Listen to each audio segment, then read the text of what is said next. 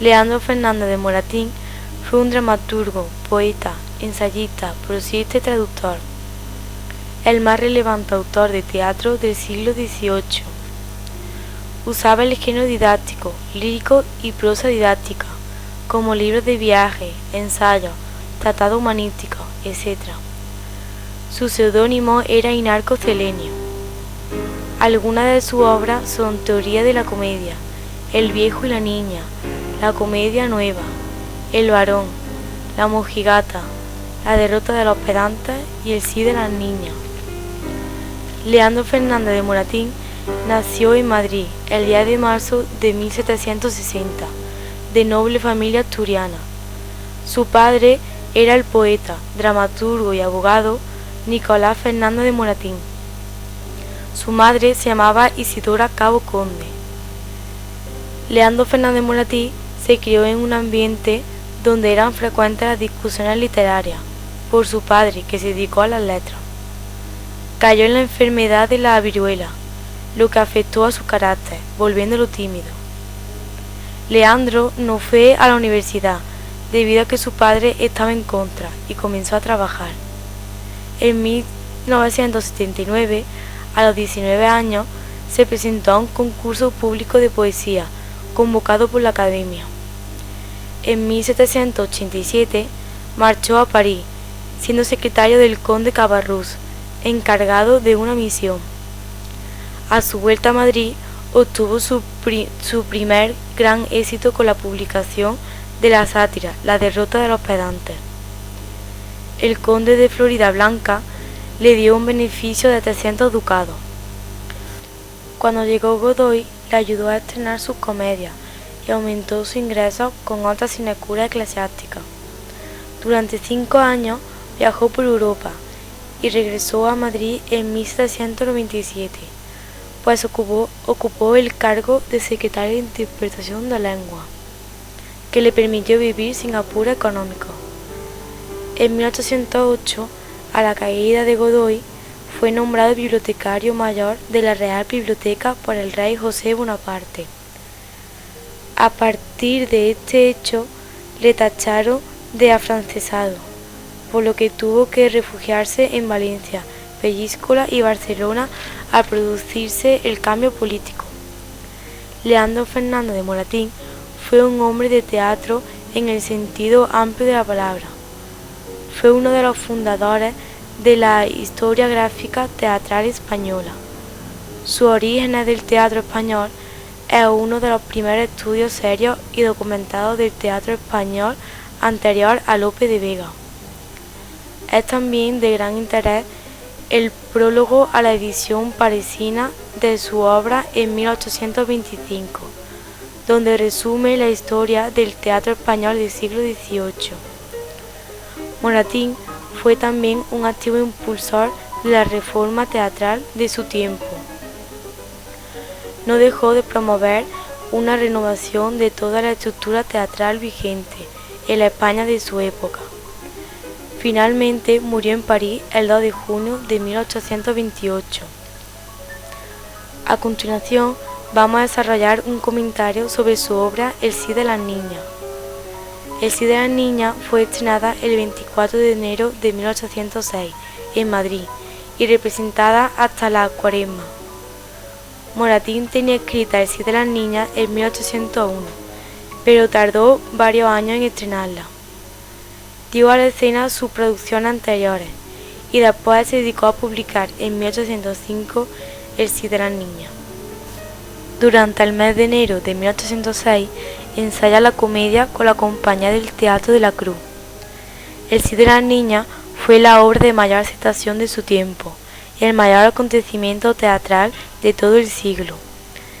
Estuvo representada 26 días seguidos y acogió a más de 37.000 espectadores, equivalencia a la cuarta parte de la población adulta de Madrid. Con una editorial de 1806 hizo 4 ediciones, a las que hay que sumarle la edición de 1805. El éxito sin precedentes del sí de las niñas supuso el abandono de la escena por parte de su autor. El sí de las niñas seguía levantando odio y entusiasmo, por su mensaje inspirado en la Ilustración y en un llamado a que la autoridad actúe conforme a los dictados racionalistas. En 1815, con la restauración del rey Fernando VII, la Inquisición española encontró motivos suficientes para prohibir esta comedia. La prohibición se renovó en 1823, de modo que durante cerca de 20 años los españoles se vieron privados de ver en escena la obra maestra de Moratín. Cuando se levantó la prohibición y la obra se estrenó en 1834, lo hizo inclusive con cortes debido a la censura. El sí de la niña, argumento de la obra. Francisca es una muchacha educada en un convento. Está prometida en matrimonio al casi sexagenario don Diego, por deseo de su madre, doña Irene. Don Diego espera en una posada de Alcalá de Henares la llegada de su prometida, que en realidad está enamorada del soldado que ella conoce como don Félix, y se siente obligado a obedecer a su madre en contra de sus sentimientos. Cuando don Félix le dirige una carta, esta cae en manos de don Diego, que descubre la relación y pide una confesión sincera de su prometida. Doña Irene insiste en exponer su autoridad, pero don Diego renuncia al compromiso. Al poco tiempo se descubre que el joven soldado en realidad se llama don Carlos, sobrino de don Diego, y ambos jóvenes reciben su consentimiento para casarse. Las principales características de esta obra son las postuladas para el teatro de la Ilustración: unidad perfecta de tiempo. El tiempo de la acción coincide exactamente con el tiempo de la representación, y el tiempo que no se representa sucede en los intervalos. Toda la acción sucede en la sala de paso de una posada de Alcalá de Henares. El sí de la niña está escrito en prosa. El carácter de la obra es didáctico, como corresponde al teatro del neoclasicismo. Plantea un problema cotidiano y tiene una enseñanza conforme a los dictados de la razón, ya que su fin es criticar la autoridad que ejerce el padre sobre su hija respecto al matrimonio, obligándola a tomar por marido al mejor partido financiero. Esta obra adelanta la igualdad de la mujer en la sociedad, animando pues a rectificar las costumbres y tradiciones de su tiempo. Los matrimonios por conveniencia entre mujeres jóvenes y hombres maduros no eran del agrado de los pensadores de la Ilustración, por dos razones. Una de tipo moral, porque a ellos les faltaba el amor como vínculo de la pareja, y la otra, la que afectaba al crecimiento demográfico, porque estos matrimonios tenían poca o ninguna descendencia a causa de la mayor edad del marido. Esto se ve en la obra cuando Irene, que se casó con hombres mayores, dice que tuvo como 23 hijos, y solo uno vivió. Se debe tener en cuenta que Moratín nunca fue revolucionario, sino un reformista que pensaba que cada situación injusta debía dar paso a otra justa a través de cambios, y no por actos de subversión contra la autoridad. Por esto, los dos jóvenes amantes, don Carlos y Francisca, se muestran dispuestos a cumplir los deseos de sus mayores. Solo don Diego, con su autoridad, es el que le aplica la solución más razonable al conflicto planteada al rechazar la opción de casarse con Francisca por su gran diferencia de edad, y acepte el enlace de Francisca con don Carlos, favoreciendo un matrimonio por amor en vez de por interés. La obra sucede en un breve periodo de tiempo, ya que se desarrolla en menos de 24 horas, y porque, como es propio de este movimiento literario, solo se cuenta una historia, el amor entre Paquita y Carlos, y los impedimentos que tienen para ser felices.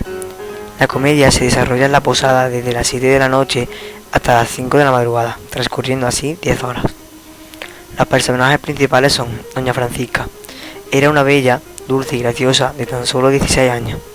Se crió en un convento y estaba muy enamorada de don Carlos, soldado al que ella conocía como don Félix, y sentía gran tristeza porque debía casarse con don Diego, porque no quería hacer sentir mal a su madre. Era muy educada, obediente y religiosa. Don Carlos es un joven militar de alto rango, sobrino de don Diego. Conoció a Francisca en una fiesta en Madrid y se enamoró de ella. Tiene unos 20 y pico años y es un joven muy apuesto y caballeroso. Confía plenamente en Calamocha, su criado. Es muy seguro y decidido. Era conocido por doña Francisca como Félix. Don Diego es un caballero rico de 59 años que nunca se ha casado. No es muy apuesto y tiene como único pariente a don Carlos, a quien estima como un hijo. En compañía de doña Irene arregla casarse con Francisca, pero al enterarse de la relación entre esta y Carlos, los deja ser felices, poniendo en manifiesto su bondad y su cariño que tenía hacia los dos jóvenes. Doña Irene es la madre de Francisca. Es una mujer mayor que ha enviudado 3 veces, ha tenido 23 hijos, de los que solo Francisca sobrevive. Es muy entrometida y pretende manejar a su antojo la vida de su hija, con el pretexto de que debe ser una niña obediente. Piensa aprovechar el matrimonio de su hija para sostenerse, ya que está pobre y vieja. Rita es la criada de doña Irene. Simón es el criado de don Diego. Calamocha es el criado de don Carlos. Rogelia es la dueña de la posada en Alcalá de Henares, en la que se desarrolla toda la obra. La obra está escrita en primera persona porque los personajes dialogan entre ellos, y en tercera persona porque a la vez de que los personajes dialogan, el autor va narrando las acciones y demás que estos realizan. La intención del autor era mostrar la situación en que vivían las jóvenes de la época, a las cuales no se les permitía elegir el hombre con quien iban a casar, sino que tenían que elegir entre ser monjas o casarse con el marido que eligieron sus padres, muchas veces en contra de su voluntad. Las jóvenes eran educadas para reprimir sus sentimientos y vivir en un mundo falso fingiendo ser felices cuando están tristes y viceversa. La metáfora de la obra es que tenemos que luchar por lo que queremos y defender nuestros sentimientos a toda costa. Es mejor ser auténtico y sincero que fingir y ocultar lo que sentimos, porque esto nos llevará a ser infelices. También nos enseña a ser buenos con los demás, como lo hizo don Diego, que renunció a su felicidad y amor con tal de ver a Francisca y a Carlos felices. Es una obra muy buena, y aunque representa una situación no muy común en la época en que vivimos, creo que el tema de dejar que los hijos elijan lo que quieran siempre existirá en el mundo, porque de una manera u otra los jóvenes siempre quieren hacer algo, pero sus padres no llevan a hacer otra cosa en contra de su voluntad. Debe ser responsable pero libre de elegir.